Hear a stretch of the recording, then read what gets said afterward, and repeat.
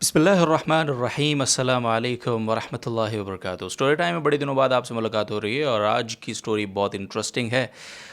یاد رکھیں کہ کبھی کبھی جو کام سختی اور ڈنڈے سے نہیں ہو سکتا وہ ذرا سی عقل استعمال کرنے سے ہو جاتا ہے، اور نہ صرف ہو جاتا ہے بلکہ نہایت ہی دلچسپ اور خوش اسلوب انداز میں وہ ہو جاتا ہے۔ اس کی ایک مثال آپ کو آج کی اسٹوری میں نے بتانی ہے۔ اکثر آپ نے دیکھا ہوگا کہ جگہ جگہ ہمارے ملک پاکستان میں دیواروں پہ بڑا بڑا لکھا ہوتا ہے کہ یہاں پہ پیشاب کرنا منع ہے،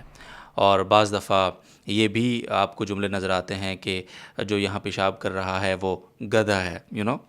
اس طرح کی چیزیں۔ لیکن عین اسی جگہ پہ جہاں پہ یہ لائنیں لکھی ہوئی ہوتی ہیں وہیں پر لوگ پیشاب کرتے ہوئے نظر آتے ہیں، اور جگہ جگہ اس طرح کے مناظر اور نجاست کی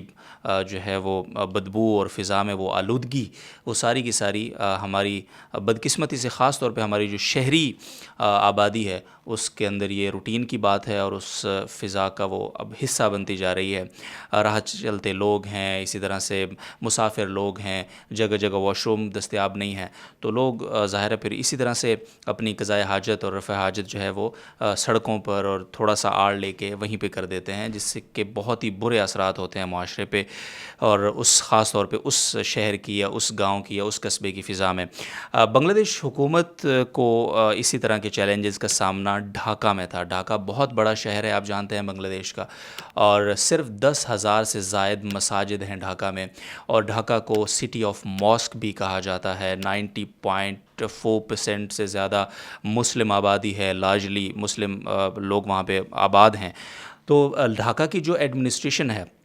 اس کو یہ چیلنج درپیش ہوا کہ فضا کے اندر بہت زیادہ بدبو پھیلنے لگی، اور اسی نجاست کی وجہ سے کہ لوگ راہ چلتے ہوئے جگہ جگہ دیواروں کی آڑ لے کے، سڑکوں کے کناروں پہ، فٹ پاتھ کے اوپر، جہاں ان کو ذرا سی جگہ ملتی تھی وہاں پہ وہ پیشاب کرنے بیٹھ جاتے تھے، جس کی وجہ سے مساجد کا جو ماحول ہے وہ آلودہ ہو رہا تھا، فضا کا ماحول بہت آلودہ ہو رہا تھا، نجاست بہت زیادہ پھیل رہی تھی۔ تو بنگلہ دیشی حکومت نے پہلے تو دیواروں پہ اسی طرح کے پیغام لکھے، وہاں کی جو میونسپل کمیٹی تھی انہوں نے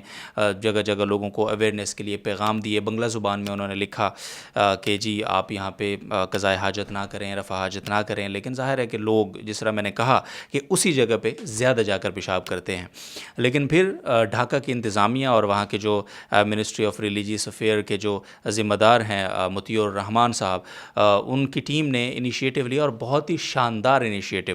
اور وہ یہ کہ عربی زبان کے استعمال سے انہوں نے اس چیلنج کو حل کیا، اور عربی زبان کے ذریعے سے انہوں نے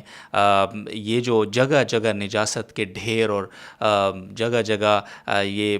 پوری طرح، یعنی آپ یوں سمجھیے کہ لوگ اس کو سمجھتے تھے کہ ہماری قضائے حاجت کی یہ جگہ ہے، حالانکہ وہ ایک پبلک پلیس ہے، پبلک مقام ہے، وہاں پہ انہوں نے عربی زبان کا استعمال کر کے اس چیلنج پر قابو پایا۔ وہ کیسے، وہ عرض کرتا ہوں۔ انہوں نے یہ کیا کہ راتوں رات جہاں انہوں نے بنگلہ زبان میں وہ پیغامات لکھے ہوئے تھے پبلک پلیسز کے اوپر، جہاں پہ لوگ زیادہ جا کے قضائے حاجت یا پیشاب کرتے تھے، انہوں نے وہ ساری جگہ مٹائی، صاف کی، اور صاف کر کے انہوں نے اس جگہ پہ سیم وہی پیغام عربی زبان میں لکھ دیا جا کے۔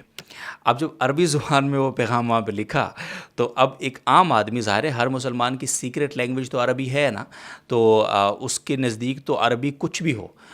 تو بے شک عربی میں کوئی گالی ہی کیوں نہ لکھی ہوئی ہو، لیکن اس کو، عام آدمی کو کیا پتہ یہ کیا ہے، لیکن اس نے اس کا ادب کرنا ہے، اس کا تقدس اس کے دل و دماغ میں کہیں نہ کہیں ہوتا ہے۔ آپ پیچھے اسکرین میں مناظر بھی دیکھ رہے ہوں گے کہ نہ صرف یہ کہ لوگوں نے وہاں پیشاب کرنا چھوڑا، بلکہ جیسے ہی وہ بیٹھتے تھے اور اوپر دیکھتے تھے کہ عربی لکھی ہوئی ہے تو فوراً اٹھ کے اس دیوار کو چوم کے سائڈ ہو جاتے تھے۔ یعنی نہ صرف یہ کہ انہوں نے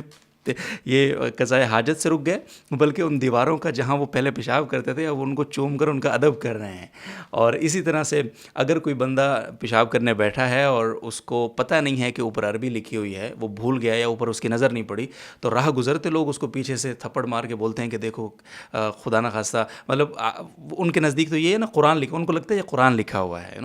عربی زبان میں، تو اس کو تھپڑ مار کے کہتے ہیں کہ شرم کرو، یہاں پہ تم پیشاب کر رہے ہو، یہاں پہ تو قرآن لکھا ہوا ہے، تو وہ فوراً اٹھ کے آدھا اپنی قضائے حاجت بیچ میں چھوڑ کے اٹھ کے بھاگتا ہے۔ تو آپ یہ دیکھیے یہ کتنا دلچسپ فارمولہ ہے. ہمارے ملک پاکستان کے اندر بھی اگر ہماری انتظامیہ، ہماری ایڈمنسٹریشن وہ اس طرح کے کیوٹ فارمولاز کو اپنائے تو ظاہر سی بات ہے بہت سارے، اچھا اس طرح کے بہت سارے اور آئیڈیاز بھی ہو سکتے ہیں. تو ایک آئیڈیا ہے، لیکن کتنا خوبصورت آئیڈیا ہے کہ اپنے شہر کو انہوں نے جگہ جگہ جو پبلک پلیسز تھیں ان کو نہ صرف نجاست سے بچایا، بلکہ کوئی سختی بھی نہیں کرنی پڑی، کوئی ڈنڈا استعمال نہیں کرنا پڑا، کوئی گرفتاریاں نہیں کرنی پڑی، کوئی کریک ڈاؤن نہیں کرنا پڑا، کچھ نہیں کرنا پڑا. انہوں نے صرف اور صرف ایک بڑا ہی خوبصورت ٹول اور مسلمانوں کی جو ایک سیکرٹ لینگویج ہے اس کا استعمال کیا، اور اس نجاست سے بھی چھٹکارا مل گیا. اور اب ان دیواروں کو جہاں وہ پہلے پیشاب کرتے تھے لوگ چوم کے آگے بڑھ جاتے ہیں. تو ناظرین محترم، یہ سٹوری میں نے آپ کے ساتھ شیئر کرنی تھی کہ ہماری جو انتظامیہ یا ہماری جو ایڈمنسٹریشن ہے وہ بھی اس طرح کے کیوٹ فارمولاز پہ عمل کر کے بہت سارے ایسی چیزیں جو ہمارے معاشرے میں ہو رہی ہیں جن کا نہ قانون کے پاس حل ہے، نہ پولیس کے پاس حل ہے، نہ کسی اور ادارے کے پاس حل ہے، تو ان کا حل باہمی مشاورت کے ساتھ بیٹھ کے اگر ہم تلاش کرنے کی کوشش کریں تو اس طرح کے بہت سارے کیوٹ اور بہت ہی دلچسپ اور بڑے ہی زبردست نتیجے کے اعتبار سے بہت ہی زبردست جو حل ہیں وہ ہمیں مل سکتے ہیں بہت سارے مسائل کے لیے. تو بہرحال ہمیں اس کے لیے سوچنا پڑے گا، تھوڑا سا فکر مند ہونا پڑے گا. انشاءاللہ اللہ تعالیٰ آپ سب کا حامی ناصر ہو، ہم سب کا حامی ناصر ہو، اور ہمیں بھی اپنے معاشرے کو، اپنی فضاؤں کو نجاست اور آلودگی سے بچانے کی اور اس میں اپنا اپنا کنٹریبیوشن دینے کی، جس طرح بھی ہم اویئرنیس لوگوں کو دے سکتے ہیں وہ دینے کی توفیق عطا فرمائے. اجازت دیجیے، خیال رکھیے اپنا. اللہ حافظ.